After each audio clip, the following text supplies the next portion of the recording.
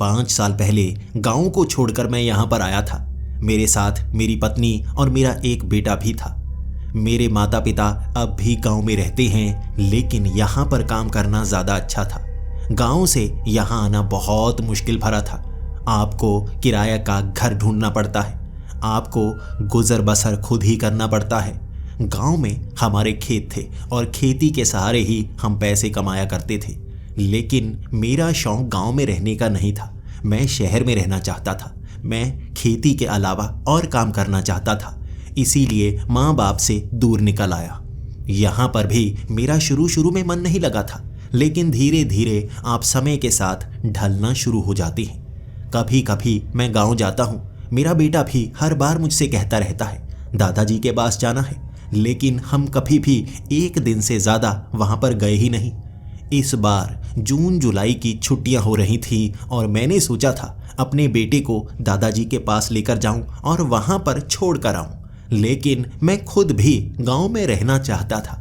बहुत समय हो गया, अब गांव की याद आने लगी थी, तो मैंने भी सोच लिया इस बार मैं भी 15 दिनों के लिए गांव में रहकर आऊँगा। हम सब ने सामान पैक किया और गांव की तरफ निकल पड़े। मैंने अपने पिता को बताया नहीं था हम कितने समय के लिए आ रहे हैं। मैंने पिता को संदेश भिजवा दिया था कि हम फिर से एक दिन के लिए आने वाले हैं। मेरे पिता बहुत खुश हुआ करते थे। अपने पोते से मिलकर उनकी खुशी संभाली नहीं जाती थी। मैंने कभी महसूस ही नहीं किया कि वो अपने पोते से इस कदर प्यार किया करते थे। इस बार पूरा सरप्राइज देने का वक्त था। जैसे ही हम गांव में पहुंचे, मेरे पिता वहां पर हमें रिसीव करने के लिए खड़े थे। वो सामान खुद सर पर उठा लेते और हर बार घर लेकर जाते। मेरी माँ घर पर अच्छा खाना तैयार रखती, लेकिन आज इतना सारा सामान देखकर मेरे पिता हैरान थे। इतना सारा सामान एक दिन में क्या क्या करोगे? मैंने तब उन्हें सरप्राइज दिया था 15 दिनों के लिए आए हुए हैं हम, यहाँ पर मौज मस्ती करेंगे और हर साल इतने दिनों के लिए आया करेंगे हम। मेरे पिता बहुत ज़्यादा खुश थे। उन्होंने वो सारा सामान उठाने की कोशिश तो की, लेकिन उनका ये शरीर अब बूढ़ा हो चुका था। मैंने आधा सामान उठाया, आधा मेरे पिता ने उठाया। थोड़ा बहुत जो बचा हुआ सामान था वो मेरी बीवी ने उठाया और सारा सामान लेकर हम घर की तरफ निकल पड़े। सच में उनके कदम बहुत तेज चल रहे थे। खुशी थी उनको, और वहीं मेरा बेटा भी छलांगे लगाए जा रहा था। हर बार वो गांव में घूमने की बातें किया करता था, लेकिन कभी भी एक दिन से ज़्यादा उसे मिलता ही नहीं था। इस बार 15 दिन अच्छे से खेल पाएगा। उसे तालाब में जाकर नहाने का शौक है और यहाँ पर वो ऐसा भी कर पाएगा। अब 15 दिन अच्छे से ही तो बिताए जाएंगे। खेतों में काम करना, वहाँ पास में बाग बने हुए हैं, वहाँ घूम कर आना।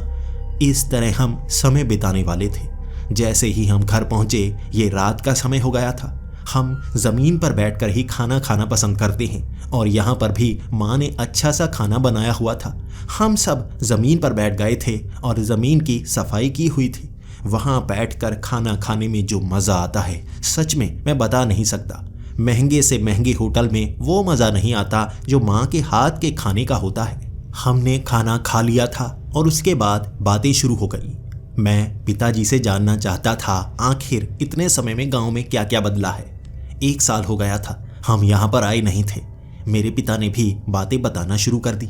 उन्होंने कहा यहाँ पीछे वाला वो तालाब है, उसकी सफाई करवाई गई है।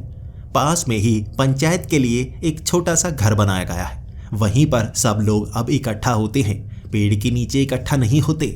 गांव का छोटा सा स्कूल भी अब बड़ा हो चुका है। आसपास के जितने भी गांव हैं, वहां से बच्चे अब इस गांव में आना शुरू हो गए हैं। बाहर जहां बस रुकती है, वहां छोटी छोटी रेहड़ी डालकर कई लोग खाना बनाते हैं। हम उसे फास्ट फूड कहते हैं। अब गांव में भी वो मिलने लगा है। पहले वो सिर्फ शहरों में मिला करता था। बहुत सारी चीज़ें बदल चुकी थी और मेरे पिता बताने से ज़रा भी झिझक नहीं रहे थे। लेकिन बातों बातों में मैंने उन्हें पूछ ही लिया, पास में जो जंगल पड़ते हैं, क्या अब भी आप वहाँ जाकर लकड़ियाँ लेकर आते हैं? तब मेरे पिता घबरा से गए। नहीं नहीं नहीं नहीं, काफ़ी समय से उस जंगल में अब कोई नहीं जाता। मैंने पूछ ही डाला, क्यों, वहाँ कोई क्यों नहीं जाता? उन्होंने कहा, वहाँ कोई जानवर है जो इंसानों पर हमला करने लगा है। कहते हैं कि वो सर को धड़ से अलग कर देता है और उस सर को ले जाता है। सर को खाता है, शरीर को कोई नुकसान नहीं करता। मैंने भी पिताजी से पूछा, आखिर ऐसा कौन सा जानवर है जो शरीर को जरा भी नहीं खाता और सिर्फ सर को खाने के लिए लेकर जाता है? मैंने तो ऐसे जानवर के बारे में कभी सुना तक नहीं। मेरे पिता ने भी कहा था, सुना तो हमने भी कभी नहीं। यहाँ पर ऐसा कोई जानवर हो जो इंसानी सर को ही खाता हो, किसी जानवर को नुकसान ना पहुंचाता हो। लेकिन सच में कई लोग यहाँ मरे पाए गए जिनके सर कभी नहीं मिले, सिर्फ धड़ ही मिले और हमें धड़ से पहचान करनी पड़ी। जंगल में वो जानवर कौन सा है, कब हमला करता है, कहाँ जाता है, किसी को कुछ नहीं पता। लेकिन यहाँ खतरा बहुत ज़्यादा बढ़ चुका है। मैंने भी पिता से कहा था, हमारे पास तो वो राइफल है ना, तो आप क्यों डरते हैं? आपको तो जाना चाहिए, बल्कि सबको मिलकर उसका शिकार करना चाहिए। गांव के कितने लोग मारे उसने? मेरे पिता ने जो जवाब दिया था, कुछ समय के लिए मैं भी थोड़ा डर गया था। 15 लोगों को मार डाला था उस जानवर ने और सब जंगल के अंदर गए थे, कभी जिंदा वापस नहीं आ पाए वो। मैंने पिता से ये भी पूछा था, आखिर वो जानवर कैसा दिखता है? मेरे पिता ने कोई जवाब दिया ही नहीं। उन्होंने कहा, जिस पर भी वो हमला करता है वो बचता नहीं। जवाब देने के लिए तुम्हें जिंदा यहाँ पर कोई नहीं मिलेगा। और धड़ जवाब नहीं देते। ये सुनकर कुछ पल के लिए मैं चुप रहा था। अब आगे सवाल करूं तो क्या करूं? कुछ समय चुप रहने के बाद मैंने पिता से सवाल किया था, जब इतने लोग मारे जा चुके हैं, सब लोग इकट्ठा होकर उस जानवर को मारने की कोशिश क्यों नहीं करते? उसके लिए जाल क्यों नहीं बिछाते? मेरे पिता भी चुप थे। यहाँ अब लीडर कौन बनेगा? मेरी तो उम्र हो गई है। किसी ज़माने में इस राइफल का इस्तेमाल शिकार के लिए किया जाता था। मैं तुम्हारे दादा के साथ मिलकर उस जंगल में जाया करता था। लेकिन आजकल हालात बदल चुके हैं। यहाँ सब डरपोक बहुत हो चुके हैं। मैंने भी अब अपने पिता से कहा था, डरपोक तो होंगे ही, उनके पास कौन सा बड़ा सा हथियार है? राइफल तो आपके पास है, आपको लीडर बनना चाहिए। मेरे पिता की उम्र हो गई थी और वो अब डरने लगे थे। कोई ज़माना हुआ करता था, यहाँ पर बाघ भी आ जाए, मेरे पिता डरा नहीं करते थे, सीना चौड़ा करके सामने खड़े हो जाते थे। लेकिन बुढ़ापा एक बीमारी की तरह ही होता है, शरीर को कमज़ोर कर देता है और आपके अंदर के हालात भी बदल देता है। बीमारियों से लड़ते लड़ते मेरे पिता शायद कमज़ोर हो गए थे, हिम्मत नहीं रही थी। तभी मैं बोल पड़ा, अब मैं आ गया हूँ, समय भी बहुत है, उस जानवर का शिकार तो अब मैं करूँगा। लेकिन मेरे पिता मना कर रहे थे। 15 लोगों को मारा है। मैंने भी जवाब दिया, 15 निहत्थे लोगों को मारा है जो शिकार करने के लिए नहीं गए थे, बल्कि सामान जुटाने के लिए गए थे। लेकिन अब हम शिकार के लिए जा रहे हैं। आप गांव में इकट्ठा कीजिए लोगों को, मैं उनके साथ चलूंगा और जंगल में जाकर अब उस जानवर का शिकार करने का समय आ गया है। अगले दिन मेरा बेटा तालाब में नहाने के लिए जाना चाहता था। उसने पड़ोस के कई घरों में लड़कों से दोस्ती बना रखी थी, उन्हीं के साथ घूमने जाना चाहता था। लेकिन मैंने मना कर दिया। अब 1-2 दिन के लिए गांव के अंदर ही रहना होगा, गांव के बाहर नहीं जाएंगे। मैं यहाँ पर सबको इकट्ठा करने की कोशिश कर रहा हूँ। हम राइफल लेकर जाएंगे और उस जानवर का एक बार शिकार कर लें, उसके बाद सब जंगल में भी जा सकेंगे, पिकनिक भी मना सकेंगे। इसके बाद अपने गांव में कई लोगों को इकट्ठा किया गया। पास के गांव में जो ज़मींदार थे उनसे बात की गई। कुछ लोगों के पास रिवॉल्वर भी थी, कुछ के पास राइफल भी थी। हम अब उसका इस्तेमाल करते हुए उस जानवर का शिकार करने के लिए तैयार थे। 25 लोग थे वहाँ पर। 25 लोगों की टोली अब उस जंगल में जाने के लिए तैयार थे। वक्त शाम के 6 बजे का था। वहाँ माना जाता था कि अंधेरे में कोई उस जंगल में रह जाए तो वो जानवर उस पर हमला किया करता था। हम भी अब जंगल में जाने वाले थे और मैंने सबको पूरी तरकीब बता दी थी। मेरे दादाजी और मेरे पिताजी इसी तरकीब का इस्तेमाल करके जानवरों को इस तरह मारा करते थे कि इंसानों पर ज़रा भी हमले की आशंका ना बचे। हम पहले पेड़ों पर चढ़ जाते हैं और पेड़ों पर चढ़े हुए हम इंतज़ार करते हैं कब वो जानवर आएगा। वहाँ पर हम मांस के टुकड़े ज़मीन पर बिछा देते हैं, खून भी चारों तरफ फेंक देते हैं और ये ताज़ा मांस होता है। इस कारण वो जानवर जो इंसानों का शिकार कर सकता है, मांस खाता हो, यहाँ पर आता है और हम गोलियों से उसे भून कर रख देंगे।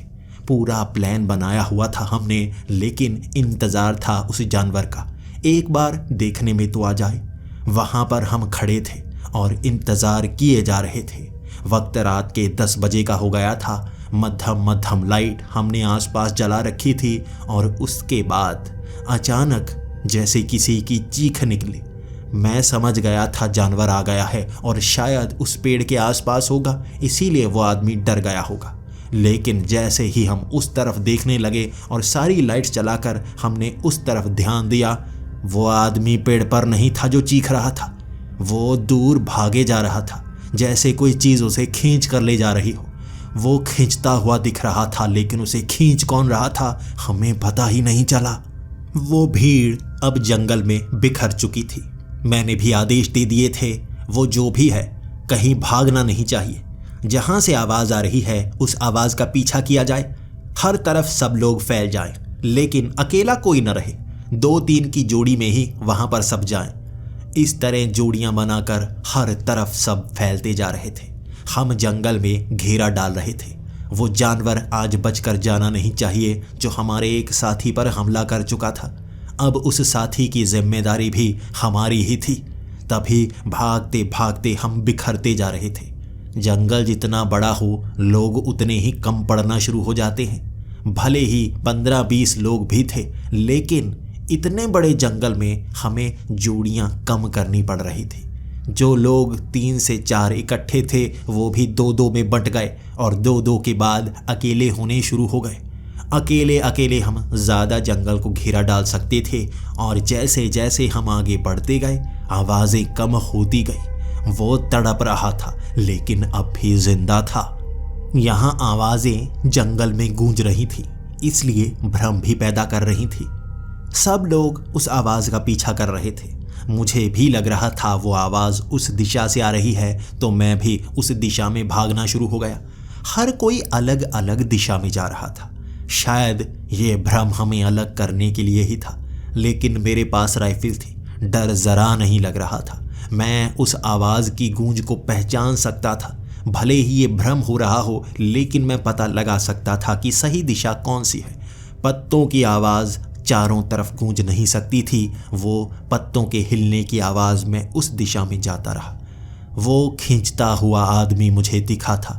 कोई उसे जैसे कपड़ों से पकड़कर तेज़ी से खींच कर ले जा रहा था और उसके कपड़े भी घिसकर फट चुके थे। इतनी दूर वो खींच कर ले गया था। ऐसा कौन सा जानवर है? तभी मैंने देखा आगे एक पेड़ था। उसने उस आदमी को पेड़ पर खींचना शुरू कर दिया। वो जो भी जानवर था वो पेड़ के पिछले साइड था, लेकिन उसने अपना पंजा आगे की तरफ किया हुआ था और उस आदमी को पेड़ के ऊपर खींच कर ले गया। वो पेड़ के ऊपर ले जाकर मैं देखना चाहता था वो जानवर कौन सा है। क्या ये बाघ है या तेंदुआ है? तेंदुआ इतना ताकतवर नहीं होता कि इंसान को खींचकर पेड़ पर ले जाए। वो आदमी 70 से 80 किलो का था। अब तेंदुआ नहीं तो बाघ भी नहीं। बाघ का खुद का शरीर बहुत भारी होता है, इतनी ऊपर चढ़ने के लिए उसे समय लगता है। अब मैं इंतज़ार कर रहा था देखने के लिए, ताकि मैं गोली भी चला पाऊँ। पेड़ के पीछे से एक सर निकला। मैं अंदाज़ा लगाने की कोशिश कर रहा था ये कौन सा जानवर है, लेकिन जब वो चेहरा दिखा, ये एक औरत का चेहरा था। भयानक सी औरत जिसने काले रंग का चोला पहन रखा था। वो बड़ी बड़ी आंखें, वो मुस्कान और लंबी नाक, देखते ही मैं घबरा सा गया था। कहानियों में सुना था, आज आंखों के सामने देख रहा था। वो हंसने लगी थी, जबकि कराहट और चीखने की आवाज़ें उस आदमी की थी। घबरा सा गया था मैं। बंदूक ऊपर नहीं उठ पा रही थी क्योंकि सन्न सा हुआ पड़ा था मैं। जब आप किसी जानवर का शिकार करने के लिए जाएं और आपकी आंखों के सामने एक डायन आ जाए तो होश तो उड़ते ही हैं। बंदूकों से डायनों को नहीं मारा जा सकता, वो बहुत शक्तिशाली होती हैं। उसने उस आदमी को जिस तरह उठा रखा था, हाथ गर्दन पर धीरे धीरे ला रही थी। हर चीज़ आंखों के सामने घूमना शुरू हो गई। वो 15 लोग जिनके धड़ पाए गए, सर कहाँ गए मैं जानता था। वो सर शायद ये डायन ले जा रही थी।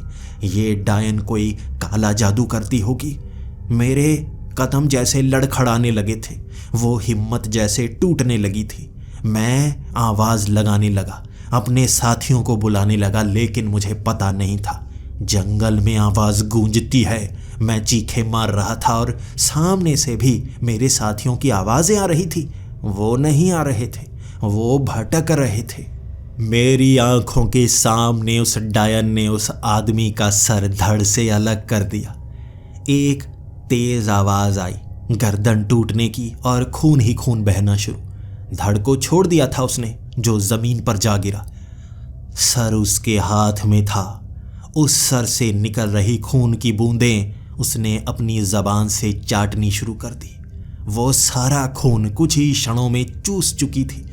वो सर को पकड़े जो कर रही थी, मैंने उसका अंदाजा तक नहीं लगाया था। मैं पीछे हट रहा था और उसकी मुस्कान बढ़ती जा रही थी, लेकिन अपनी उस पीठ के पीछे टंगे हुए झोले से उसने एक गुब्बारा निकाला। वो गुब्बारा काफी बड़ा था, लेकिन हवा में उड़ने के लिए जैसे हाथ से खिसक रहा था। नीचे छोटा सा धागा बांधा हुआ था। ये मोटा नायलॉन का धागा था, जिसके नीचे एक मोमबत्ती जला रखी थी और उसने उस धागे को उस सर से बांध दिया, कानों से जैसे गांठ बांध दी और उस सर को छोड़ा। गुब्बारा हवा में उड़ने लगा और आकाश की तरफ चल पड़ा। वो आकाश की तरफ जा रहा था और मोमबत्ती की रोशनी साफ दिख रही थी। मुझे ना तो गुब्बारा तब दिख रहा था, ना सर दिख रहा था। आकाश में जलती हुई मोमबत्ती ही दिख रही थी और वो मोमबत्ती हवा की दिशा में आगे बढ़ रही थी। ऐसे मोमबत्ती की लाइट यहाँ गांव में कई बार देखी जाती थी। कई लोग कहा करते थे कि ये रोशनी नहीं, कोई रॉकेट है, लेकिन कई लोगों का मानना था किसी ने एक डोला जला रखा होगा। आज सच्चाई मेरे सामने आ चुकी थी। मुझे नहीं पता था मैं जिंदा बचूंगा या नहीं, लेकिन अब हिम्मत बांधकर मैंने वो राइफल सीधा उस डायन की तरफ कर दी। उस डायन ने सर तक नहीं हिलाया था। वो डायन वहीं पर खड़ी थी, लेकिन जैसे ही मैंने ट्रिगर जलाया, अचानक से उसने अपना सर पेड़ के दूसरी तरफ कर लिया। ये 1 सेकंड में हुआ था। गोली पेड़ से लगी, लेकिन वो बच गई। अब मैंने राइफल की दूसरी गोली दूसरी साइड चलाने की कोशिश की। उसने फिर से 1 सेकंड में सर पेड़ के दूसरी तरफ किया। गोली फिर से पेड़ से टकराई और वो बच गई। अब मेरे पास 2 और गोलियां थी। ज़्यादा गोलियां लेकर नहीं आया था। मुझे नहीं पता वो इस राइफल में अगली 2 गोलियां लोड करने देगी या नहीं। धीरे से मैंने राइफल को खोला और उसके खोल ज़मीन पर गिर गए। उसके बाद नई गोलियां मैंने भरी। वो मुस्कुरा रही थी। उसने मुझे ये सब करने दिया जैसे उसे डर लग ही ना रहा हो। वहीं पर पेड़ पर बैठी थी वो, और मैंने 2 गोलियां राइफल में भरी और निशाना लगाना शुरू कर दिया। वो इंतज़ार कर रही थी कि मैं गोली चलाऊं, लेकिन अब मुझे पता था वो गोलियां ख़त्म कर देगी मेरी, उसके बाद मुझ पर हमला करेगी। मैंने निशाना उसे बना रखा था, लेकिन अब गोली नहीं चलाई। कदम पीछे हटाने शुरू कर दिए। कदम पीछे हटाता हटाता मैं एक पेड़ के पास पहुंचा और उसने छलांग लगाई। हवा में कपड़े की तरह लहराती हुई वो दूसरे पेड़ पर चढ़ गई और मेरे करीब थी। फिर से निशाना बनाया मैंने। बार बार मैं उंगली ट्रिगर के पास लेकर आता और वो थोड़ी सी पीछे हो जाती, जैसे बस अपना चेहरा दूसरी तरफ करने के लिए तैयार। लेकिन मैं गोली ही नहीं चला रहा था। मुझे पता था मेरे बचने का रास्ता बस यही है। उस राइफल को लिए मैं बार बार पीछे हटता गया और अपने साथियों को आवाज़ें लगाता गया। मेरे साथी जब करीब आ गए, मैंने एक को देख भी लिया। मैंने उंगली ऊपर करके इशारा किया, डायन, ये कोई जानवर नहीं, ये डायन है। ये शब्द सुनते चारों तरफ डायन डायन की आवाज़ें गूंजने लगी। ये आवाज़ सुनकर वो डायन मुस्कुराना बंद कर चुकी थी। वो गुस्से में थी जैसे उसकी चोरी पकड़ी गई, और मेरे साथी अब उस पेड़ पर गोलियां चला रहे थे। धुएं की तरह गायब हुई थी वो, धुएं की तरह। अचानक 2-3 पेड़ों के ऊपर धुआं सा बना और जैसे उसने छलांगे लगाई हो, लेकिन कोई पहचान ही नहीं पाया। हर तरफ गोलियां चलाई जा रही थी उस धुएं पर, और वहां उस धुएं के अंदर से ही वो कहीं भाग गई। वहां भागने की हल्की हल्की आवाज़ें आई थी, लेकिन कोई पकड़ नहीं पाया। चारों तरफ लोग थे, लेकिन वो कहां से गई कोई नहीं जानता। सन्नाटा, वो सन्नाटा देखने लायक था। हर कोई मेरे चेहरे की तरफ देखे जा रहा। सब पूछे जा रहे, उसने क्या किया? मैंने भी कह दिया, वो लाश पड़ी है जिसका सर नहीं है। सब लोग वहां इकट्ठा हुए थे और कई लोग बेहोश तक हो गए थे उस लाश को देखकर। मैंने पूरी की पूरी कहानी उस जंगल में खड़े होकर सबको बताई थी। सबको बताया मैंने कैसे उस डायन ने मेरी आंखों के सामने वो सर धड़ से अलग किया। सब लोगों की आस मुझ पर थी क्योंकि राइफल मेरे हाथ में थी। हमने पहले से ही गांव वालों को बहुत बार बचाया था। मेरे दादाजी की हिम्मत के किस्से सुनाए जाते हैं। मेरे पिताजी किस तरह से बाघ से लड़े थे ये बातें सुनाई जाती हैं। आज मेरे सामने एक साथी को मार दिया था किसी ने और ये मैं कायरों की तरह बता रहा था। बचा नहीं पाया था। मुकाबला किसी जानवर से नहीं एक डायन से था, लेकिन कोशिश तो कर सकता था मैं। कुछ समय के लिए घबरा सा गया था। गोली मैं पहले भी चला सकता था, लेकिन पता नहीं क्यों सन्न सा हो गया था मैं जानवर होने की बात सोचकर आया था। डायन ने मुझे भौंचक्का सा कर दिया था। वो भीड़ उस लाश को लेकर गांव में पहुंची थी और सब तरफ शोक मचा हुआ था। वो रात चीखों वाली थी। गांव में चीखें मारी गई थी। भगवान की मूर्तियां लगाकर भगवान से माफ़ी मांगी गई थी। हर तरफ हर कोई घर के बाहर नींबू मिर्च टांग रहा था। वो रात डर के माहौल जैसी थी। सब लोग डायन की बातें कर रहे थे। कुछ लोग गांव छोड़ने की बातें कर रहे थे, लेकिन रात को मुझ पर इल्ज़ाम लगाए जाते रहे। मुझे कायर कहा जाने लगा। मैं बचा नहीं पाया अपने साथी को। मैंने ही तो गांव वालों को इकट्ठा किया था। ये मेरी ही तो जिम्मेदारी थी और मैं अपनी जिम्मेदारी पूरी नहीं कर पाया था। मैं भी सबकी बातें सुनता गया। मेरे पिता भी चुप थे। उन्होंने कुछ नहीं बोला। जब गांव वाले वहां से चले गए तब मेरे पिता मेरे पास आए और कहने लगे, तुम्हें ये गांव छोड़कर चले जाना चाहिए। ये गांव वाले इतने दिन तुम्हें यहाँ अच्छे से रहने नहीं देंगे।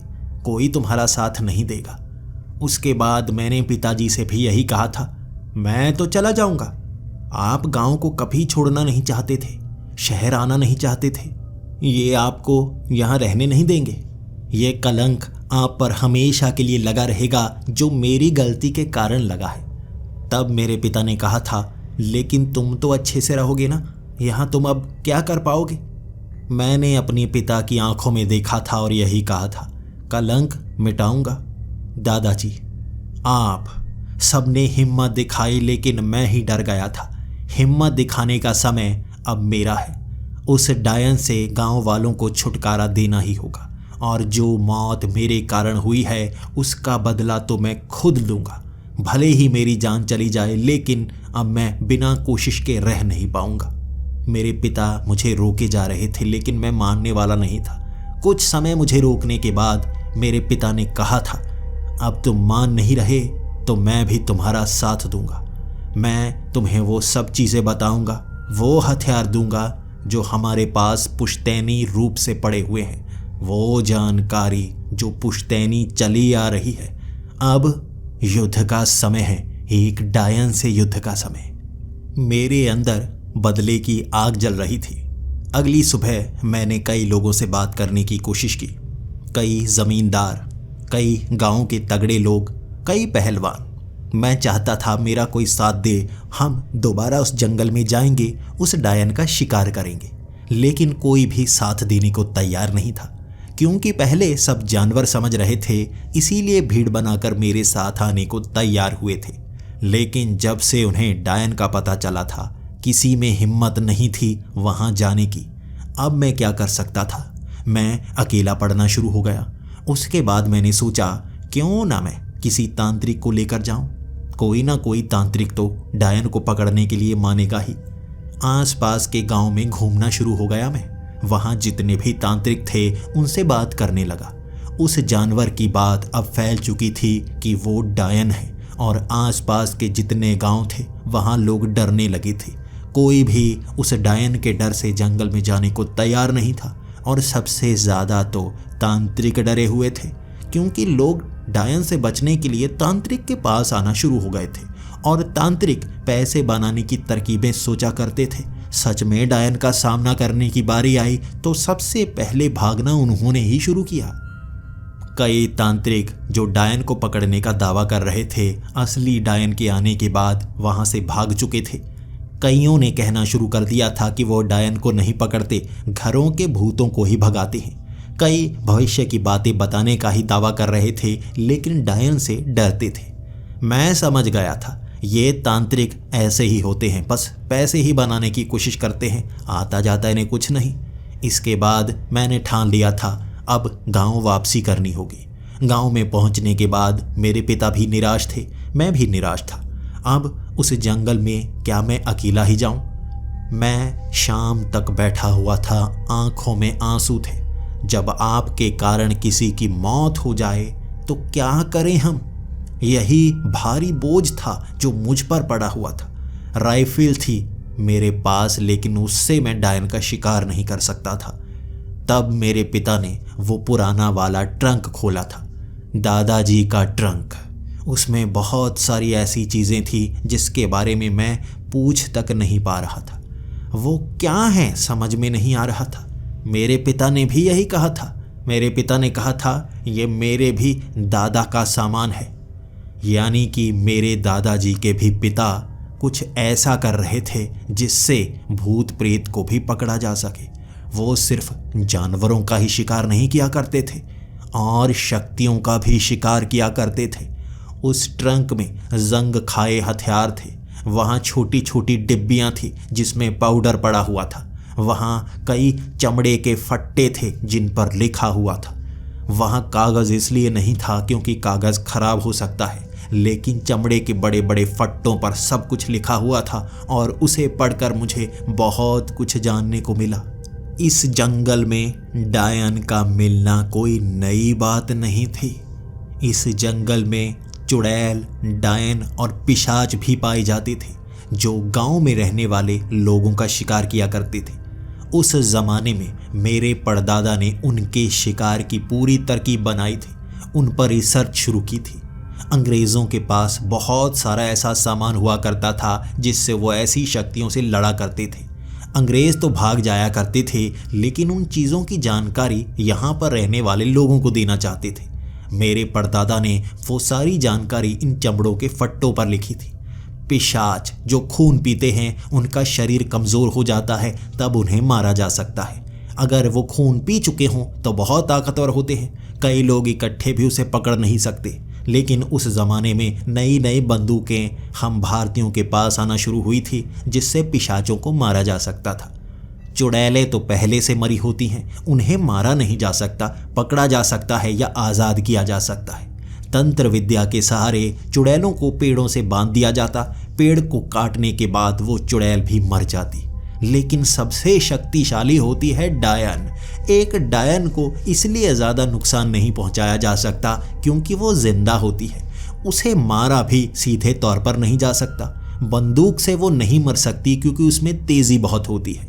उसके शरीर के अंग को काटा नहीं जा सकता, उसे मारा नहीं जा सकता। उसमें शक्तियाँ होती हैं, हम साधारण हथियारों से उसे पकड़ नहीं सकते।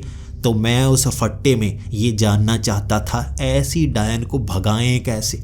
उस ज़माने में भी डायन ने इंसानों का शिकार शुरू किया था। मेरे परदादा बंदूक का सहारा भी ले रहे थे, औजारों का, हथियारों का सहारा भी ले रहे थे। उससे महायुद्ध भी हुआ था।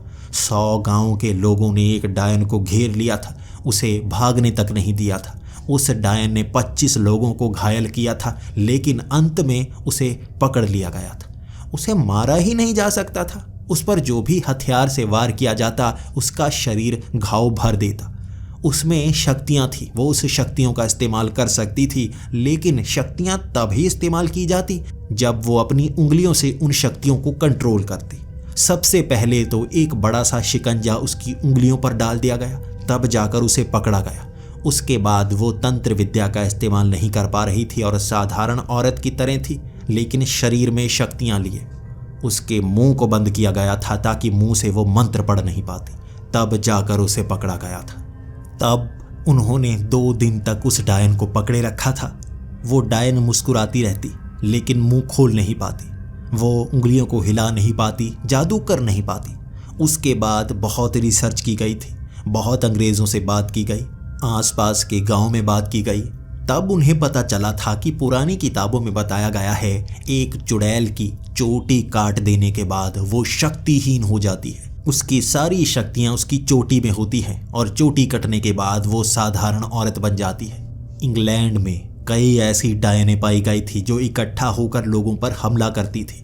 वहाँ के लोगों को समझ नहीं आ रहा था डायनों का मुकाबला कैसे किया जाए, लेकिन तब उन्हें पता चला चोटी कटने के बाद एक डायन औरत बन जाती है। उसके बाद कई डायनों को पकड़ पकड़ कर उनकी चोटी काटी गई, वो साधारण औरतें बन गई। साधारण औरतें बनने के बाद उन्हें आग लगाकर जला दिया गया ताकि वो दोबारा अपने बालों को बढ़ा ना पाएं, और बाल बढ़ने के बाद दोबारा उनमें शक्ति आ जाती। इस तरह मैं जान चुका था उस डायन का अंत कैसे किया जा सकता है। मुझे सब कुछ पता चल गया था। मैं तैयारी कर रहा था आखिर उस डायन को ढूंढूं कैसे। तभी उस रात आकाश की तरफ देखकर जब मैं रो रहा था, मुझे हवा में उड़ता हुआ एक गुब्बारा दिखा। एक रोशनी आगे की तरफ बढ़ रही थी। पहले तो मुझे लगा ये कोई जहाज होगा जो रात को इस तरह टिमटिमा रहा है। यहाँ कई बार जहाज होता है, रॉकेट होता है जो आसमान में आगे की तरफ बढ़ता हुआ नजर आता है। आपको लगता है ये कोई तारा है, लेकिन यहाँ पर भी वो इस तरह से बढ़ रहा था। कई बार रफ्तार कम हो जाती, कई बार रफ्तार बढ़ जाती। मैं जान गया था ये वैसा ही गुब्बारा है, मोमबत्ती वाला। शायद इससे कोई सर टांगा गया हो, लेकिन वो गायब नहीं हुआ था, अंतरिक्ष में नहीं गया था। उस दिन भी ऐसा ही हुआ। गुब्बारे की तरफ तो ध्यान हट ही गया। यहाँ पर वो मोमबत्ती कहीं आगे की तरफ बढ़ रही थी। मैं बस उसे पकड़ने के लिए तैयारी कर रहा था। सारा सामान ले लिया था मैंने। बड़ी सी कैंची, एक कैंची मैंने जुराब में भी डाल ली थी, एक बड़ा सा चाकू, बड़ी सी तलवार, राइफल, ढेर सारा लहसुन, नींबू, वहाँ चावल भी लिए थे। जो उन फट्टों पर लिखा था उसे रोकने के लिए वो सब था। शिकंजा जो उंगलियों पर डालने के लिए होता। झोले को फाड़ने के लिए बड़ा सा ब्लेड ले लिया था मैंने। मुझे सब कुछ जैसे पता था डायन को रोका कैसे जाता है। और आज रात उस आग का पीछा मैं कर रहा था। वो गुब्बारा हवा में आके बढ़ता जा रहा था। ज्यादा ऊंचाई पर नहीं था वो, मैं पीछा कर सकता था। एक टॉर्च को लेकर मैं आगे बढ़ने लगा उसी जंगल में। आखिर ये सर लेकर कहां पर जाती है? हाथ में तो पकड़ती नहीं, गुब्बारे से बांध देती है। मैं जंगल में आगे बढ़ रहा था और वो गुब्बारा हवा में आगे लहराता हुआ गया। पीछा करता रहा और एक समय पर वो गुब्बारे की हवा जैसे कम होने लगी। अपने आप वो गुब्बारा नीचे की तरफ आ रहा था। मैं घने जंगल में पहुंच गया था। पेड़ों के ऊपर से उस लाइट को देखने में मुश्किल तो हुई थी, लेकिन मैं पहचान पा रहा था। धीरे धीरे वो गुब्बारा नीचे की तरफ आने लगा। अब मैं जानता था कहाँ पर वो जाएगा, वहाँ डायन तो जरूर होगी। धीरे धीरे पेड़ों के पीछे छिपता हुआ मैं देखने लगा। एक मैदान के पास एक झोंपड़ा बना हुआ था। उस झोंपड़े के पास वो गुब्बारा नीचे पहुंचा और जमीन के पास आकर फट गया। वो मोमबत्ती अब भी जल रही थी और पास में कुछ पड़ा हुआ दिख भी रहा था। अब मैं जानना चाहता था क्या वो डायन यहाँ पर है। वो मोमबत्ती जलती रही।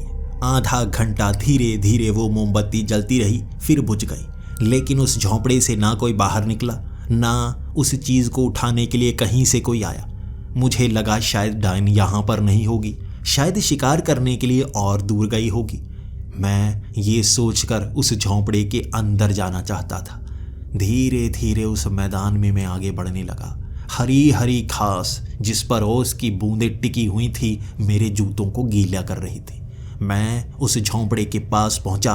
हाथ लगाया मैंने उस लकड़ी को जिससे झोंपड़ा बना हुआ था। थोड़ी थोड़ी गीली लकड़ी थी वो। मैं उस दरवाजे को खोलकर अंदर देखना चाहता था।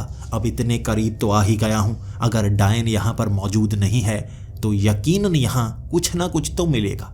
कोई जाल ही बिछा सकता हूँ, घर तो पता लग ही गया है उसका। तब मैंने वो दरवाज़ा खोला और अंदर लाइट जल रही थी। हर तरफ मोमबत्तियाँ ही मोमबत्तियाँ। वो झोंपड़ा गीला ही इसलिए था ताकि मोमबत्तियों से झोंपड़े को आग ना लग जाए। बहुत ज़्यादा चालाक डायन है वो। तब मैं अंदर जाकर चीज़ें देखने लगा। मुझे बहुत सारी खोपड़ियाँ मिली जो इंसानी थी। वो फर्श खोपड़ियों से बना हुआ था। जिस पर मैंने पैर रखा था वो खोपड़ियाँ शायद उन लोगों की थी जो हमारे गांव के आसपास के थे। मैं वहां बेसमेंट की तरफ जाती हुई एक सीढ़ी भी देख रहा था। उस सीढ़ियों के आसपास भी जैसे डेकोरेशन के लिए इंसानी खोपड़ियां लगाई गई थी। वो झोंपड़े के नीचे मैं सीढ़ियों के सहारे जाने लगा, हाथ में राइफल और एक बड़ी कैंची। इसी से शायद उसका मैं शिकार करता। उसके बाद मैं नीचे पहुंचा और मोमबत्तियां ही मोमबत्तियां। यह बेसमेंट बहुत ज़्यादा बड़ी थी। मर्तबानों में आंखें पड़ी थी, कान पड़े थे, नाक पड़े थे। ये भयानक नज़ारा था। मैं जानता था वो सरों को ले जाकर क्या करती है। वो इस तरह से शरीर के अंगों को मर्तबान में डाल देती होगी। यहाँ पर मैं चलता चलता आगे गया। खोपड़ियों के बीच मौत का मंजर दिख रहा था। इतना खतरनाक कोई जानवर तक नहीं होता जो इतने शिकार करता हो इंसानी। ये डायन तो भयानक है। जैसे ही मैं आगे पहुंचा, बड़ा सा टेबल लगा हुआ था, कई कुर्सियां लगी हुई थी। ऐसा लग रहा था कोई डाइनिंग टेबल हो। ऊपर झूमर था, आसपास नक्काशी की हुई थी। वहां थोड़े चांदी के जैसे छोटे बर्तन रखे गए थे। हर चीज सुंदर थी। और तब अचानक आवाज आई, कौन हो तुम, यहाँ क्या कर रहे हो? ये आवाज सुनते मैं कांप गया। मुझे लगा पहचान गई वो डायन। जल्दी से उस पर गोली चलाता हूँ, उसकी चोटी काटता हूँ। कहाँ है? मैं पीछे मुड़ा। वो डायन सामने खड़ी थी और उसने अपना हाथ आगे कर दिया था। उसने हाथ आगे किया और कहा, तुमने गोली चलाई तो तुम्हारा सर भी धड़ से अलग कर दूंगी। यहाँ पर मैं हिंसा पसंद नहीं करती। ये मेरा घर है। बंदूक नीचे करो, मैं वादा करती हूँ मारूंगी नहीं तुम्हें। मुझे नहीं पता था मैं क्या करूं, लेकिन इतना जरूर जानता था बंदूक से वो मरेगी नहीं, कुछ समय के लिए निढाल होगी, लेकिन अगर निशाना ना लग पाया तो वो मुझे मार देगी। इस समय वो कह रही है कि वो वादा करती है मुझे नहीं मारेगी। ये सोचकर मैंने बंदूक नीचे कर ली। उसके बाद हाथ में मेरे कैंची थी। मैंने कहा, ये मैं नहीं गिराने वाला, तुम्हें पता है ना तुम भी खतरनाक हो। वो मुस्कुराकर बोली, हाँ मैं भी खतरनाक हूँ। तुम अपने हथियार हाथ में रख सकते हो, लेकिन चलाना मत, फिर मत कहना तुम्हारा सर धड़ से अलग हो गया। ये कहकर वो उस टेबल पर बैठ गई, लेकिन मेरी तरफ देखती रही। तुम पहचाने से लग रहे हो। अच्छा, तब तुम ही थे जो बंदूक से गोलियां चलाए जा रहे थे। पहचान लिया तुम्हें, लेकिन ढूंढते ढूंढते यहां तक आ गए। तुम्हें पता चल गया। इतना बड़ा राज भी तुमने खोल ही दिया। मैं कभी भी सर को अपने साथ नहीं लाती थी। सामान को भी मैं यहाँ तक नहीं ला सकती। मैं भी बंधी हुई हूँ, लेकिन तरकीब मैंने लगा ली। एक गुब्बारा तो यहाँ पर मेरी चीजें ला ही सकता है। तुम गुब्बारे का पीछा करते करते यहाँ तक आ गए। तुम्हारा परिवार ही ऐसा है। मैं जान गई तुम कौन हो। मैं फिर से घबरा सा गया। क्या तुम जानती हो? हाँ, मैं तुम्हारे पिता को जानती हूँ, तुम्हारे दादा को जानती हूँ, तुम्हारे परदादा को जानती हूँ। बहुत समय मुझे इस जंगल से दूर रखा। तुम्हारे परदादा की वो कहानी तक मुझे पता है। मैं कैसे जानती हूँ वो नहीं बताना चाहती, लेकिन अब तुम बताओ, तुम यहाँ करने क्या आए हो? मैं उस टेबल पर बैठकर उससे सौदा कर रहा था। देखो, तुम्हें यहाँ से जाना होगा। अब किसी को मारना मत। तुम यहाँ से चली जाओगी तो मैं भी तुम्हें जिंदा छोड़ दूंगा, वरना तुम्हारे शिकार की कोशिशें चलती रहेंगी। कभी ना कभी शिकार बन ही जाओगी। चोटी कटेगी, शक्ति खत्म, हम भी तुम्हें जलाकर मारेंगे। वो मुस्कुराकर कहने लगी, अच्छा, तो तुम भी अपने परदादा की तरह ही सख्त मिजाज हो। कोई मौका नहीं दोगे मुझे? मैंने कहा, नहीं, मौका नहीं। मेरे एक साथी को तुम मार चुकी हो। अगर किसी और का शिकार किया फिर तो बदला पूरा लूंगा मैं। तब वो मुस्कुराकर कहने लगी, मेहमान हो तुम मेरे, झोंपड़े में आए हो। यहाँ कम ही मेहमान आते हैं और मैं मेहमानों को मारती नहीं। तुम धमकी नहीं दे सकते, वरना मेहमान पर भी हमला किया जा सकता है। अगर बातें करना चाहते हो तो कर सकते हो, वरना तुम्हें जाने देती हूँ। भाग जाओ यहाँ से, मैं तुम्हें नहीं मारूंगी, लेकिन धमकी मत देना। मैं जो करूंगी वो करूंगी, रोकने वाला कोई नहीं है मुझे। तब मैं खड़ा हो गया था। मैं जानता था अब युद्ध का समय आ गया है। या तो मैं बचूंगा या ये। तरकीब पूरी थी। अब मेरे परदादा ने भी कई डायनों को पकड़ा था और उन्हें मारा था। चोटी काटी थी उनकी, अब इसका शिकार भी करने का समय आ गया है। बंदूक तान दी थी मैंने सीधा उसकी तरफ और एक हाथ में कैंची। मैं बाकी चीज़ों को अपने बैग से निकालने की कोशिश कर रहा था और धीरे धीरे उसके पास जा रहा था, लेकिन वो भी आंखें खोलकर मेरी तरफ देखने लगी। वो काला चोला उसने सर पर ओढ़ा हुआ था, लेकिन लंबी सी नाक बाहर की तरफ निकली हुई थी। गुस्से में वो भी थी। पहली गोली मैंने चलाई जब वो मेरी तरफ बढ़ी थी। कंधे पर लगी थी गोली और कंधा उसका उड़ गया था। धीरे धीरे वो जख्म भरने लगा था जब वो इधर उधर हिल रही थी। मैंने एक और राइफल की गोली छाती पर चलाई थी। उसकी छाती छलनी हो गई थी। वो छेद के आर पार दिख रहा था, लेकिन वो मरी नहीं, निढाल सी हो रही थी। उसके पाँव कांप रहे थे। तब पाँव कांपते रहे, लेकिन वो धीरे धीरे पीछे हटती रही। तुम्हारे पास कितनी गोलियां हैं? 2 ही तो राइफल में थी, अब कैसे चलाओगे? मैं उसके करीब जाकर अब उसकी चोटी काटना चाहता था, क्योंकि गोली भरता जब तक जख्म भी भर जाते। मैं जल्दी से चोटी काट देना चाहता था। कैंची लेकर गया मैं। वो शिकंजे उसकी उंगलियों में गड़ाता। उससे पहले ही मैंने घुटने उसके हाथों में रख दिए। अब उसके हाथ खुल नहीं सकते थे, हिल नहीं सकते थे। उंगलियों से जादू वो कर नहीं सकती थी। मुंह पर एक हाथ रख दिया और उसके बाद वो मंत्र भी पढ़ नहीं सकती थी। मैंने उसका चोला हटाया और अब आपको भी लग रहा होगा कहानी का अंत ऐसे ही तो होता है। वो कैंची से मैंने उसकी चोटी काट दी होगी, लेकिन ऐसा नहीं हुआ था। वहां पर उसके सर से चोला हटाया मैंने। उसके सर पर कपड़ा था, उसने कपड़ा बांध रखा था। वो गंजी डायन थी, उसके सर पर बाल तक नहीं था। मैं वहीं पर सन्न हो गया। मैंने वो कपड़ा हटाया तो उसके सर पर मांस तक नहीं था। उसके अंदर का वो दिमाग दिख रहा था। कैसे काटूं चोटी, कैसे काटूं, मैं ये बोल रहा था और वो हंसने लगी थी। मुंह पर हाथ रखा था मैंने, लेकिन हंसी निकल रही थी। मैं जान ही नहीं पाया अब करूं तो करूं क्या। जब आपके सारे प्लान फेल हो जाते हैं तब आपको समझ में नहीं आता क्या करना है। तब आपको लगता है आप हार गए, और तब मैं भी यही सोच रहा था, हार गया। चोटी कटने के बाद डायन की शक्ति खत्म होती है। अगर डायन ही गंजी मिल जाए तो क्या करें? अब तो मैं उसे छोड़ने को मजबूर हो गया था। मैं पीछे गिरा। जैसे ही उसमें शक्ति आई उसने मुझे खुद ही पीछे गिरा दिया। तब वो खड़ी हो गई और हंसने लगी और मेरे होश उड़े हुए थे।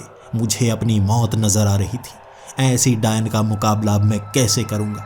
मेरे कुछ समझ में नहीं आ रहा था और हर औजार जो मेरे पास था मैं इस्तेमाल नहीं कर सकता था। राइफल में भी गोली भरने की कोशिश नहीं की मैंने। एक बड़ा सा चाकू हाथ में ले लिया।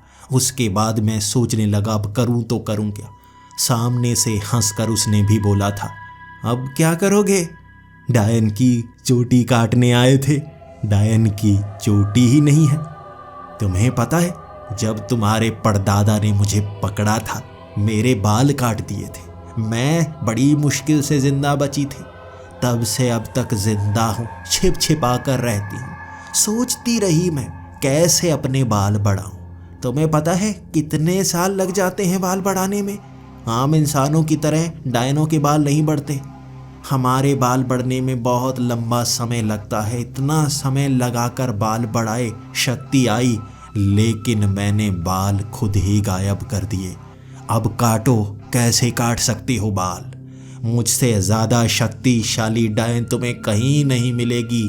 गंजी डायन जिसकी चोटी नहीं काटी जा सकती, वो सबके सर काटेगी। तुम्हारा भी काटूंगी। तब मैंने हिम्मत दिखाई थी। उन शिकंजों को मैंने छलांग लगाकर उसके हाथों में पहना दिया। उंगलियां हिला नहीं सकती थी वो, लेकिन सामने से बोलकर कहने लगी, अब तो मुंह भी बंद कर दो, तब भी मार नहीं पाओगे। यहाँ बांध कर चले जाओ, तब भी मार नहीं पाओगे। खुल तो मैं जाऊंगी ही, फिर पूरे गांव को जलाऊंगी, हर एक को, बड़े को, बूढ़े को, बच्चे को। तुम्हारा तो बच्चा भी होगा ना, कैसे तड़पाऊंगी मैं?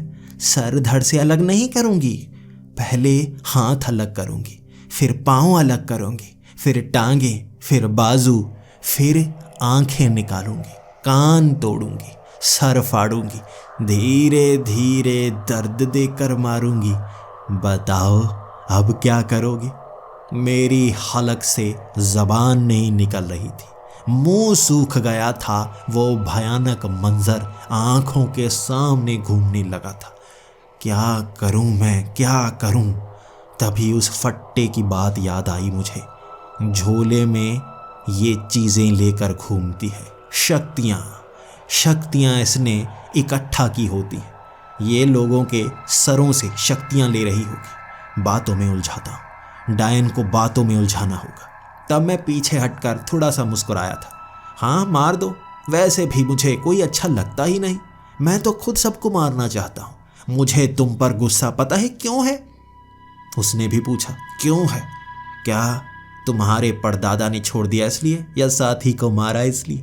मैंने कहा नहीं, इसलिए कि तुम औरतें डायन बन सकती हो, हम मर्द नहीं बन सकते। मैं कब से डायन बनना चाहता था, लेकिन मैं मर्द हूं, बन नहीं सकता। क्या करूं? सब डायनों को खत्म कर दूंगा। अब वो डायन चुप कर गई थी। ऐसा है? सब डायनों को मारना चाहती हो सिर्फ इसलिए क्योंकि तुम डायन नहीं बन सकते? हाँ, वैसे मजबूरी तो है, तुम्हारी चोटी आएगी ही नहीं, तुम तो मर्द हो। कितना गुस्सा है तुम में। मैंने भी गुस्सा दिखाना शुरू कर दिया। बहुत बहुत। मुझे ये समझ में नहीं आ रहा तुम डायने करती क्या रहती हो, शक्तियां इकट्ठे कैसे करती हो, मैं समझ ही नहीं पा रहा। इसलिए मैं डायनों को मारता रहूंगा। मैंने एक संगठन भी बनाया है, उससे मैं सब डायनों को खत्म करवाता रहूंगा। संगठन बढ़ता रहेगा, तुम डायनों को मारा जाता रहेगा।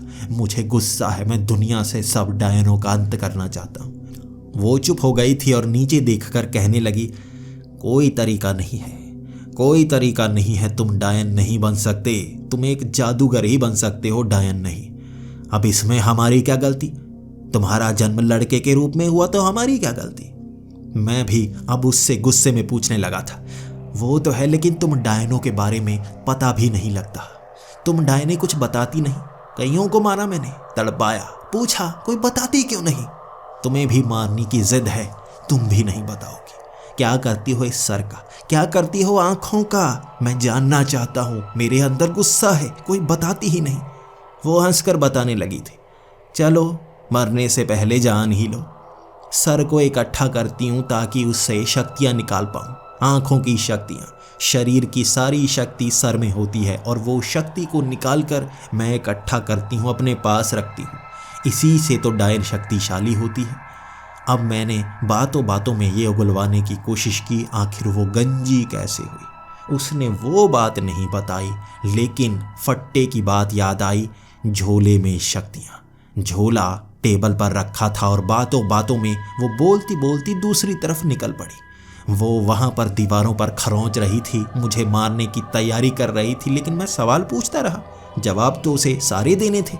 वो भी जानना चाहती थी मैं डायन क्यों बनना चाहता हूँ। मैंने बातों में उलझाकर झोले के पास जाकर झोले को चाकू से फाड़ दिया। झोले के अंदर से आंखें, कई कौड़ियाँ, नींबू, चावल, ऐसी बहुत सारी चीज़ें, लेकिन झोले से एक चीज़ निकली, मेरी आंखें खुल गईं। उसकी चोटी झोले में थी। उसने सर के ऊपर का मांस का टुकड़ा ही काट लिया था। बाल तो उगते रहते, चोटी तो बनती रहती, शक्ति भी उससे जुड़ी ही रहती। चोटी कटने से डायन खत्म हो सकती है, लेकिन उसने चोटी नहीं काटी, मांस ही फाड़ दिया सर का। यहाँ झोले में वो रखती है अपनी चोटी को, जो मेरे सामने थी। वो सामने से मेरी तरफ देख रही थी और चाकू था मेरे पास।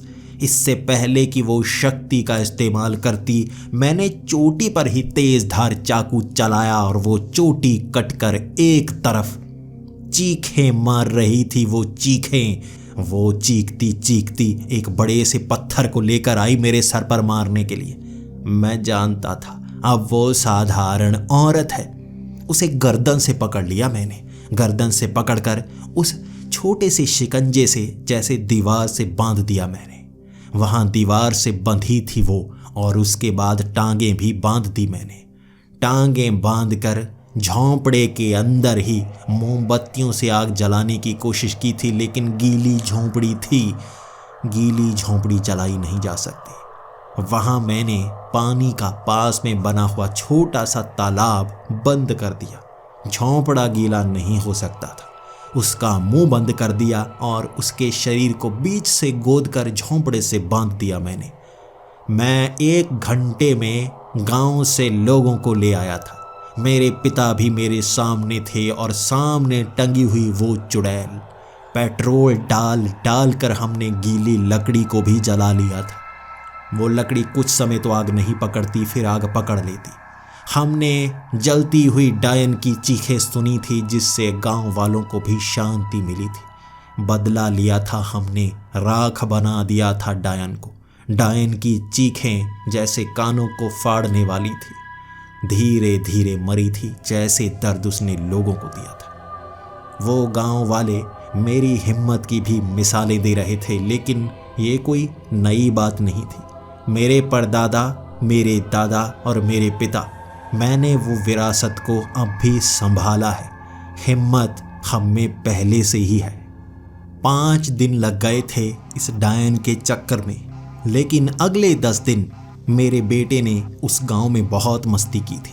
हमने उस जंगल में पिकनिक भी मनाई थी और अब सब सुरक्षित थे। ये मेरी जिंदगी की सबसे बहादुरी वाली वो घटना थी जिसे मैं आज भी याद करता हूँ। डरते हैं गांव वाले आज भी उस डायन से, कहीं वो जिंदा ना हो जाए, लेकिन मैंने अपने परदादा की वो गलती नहीं की।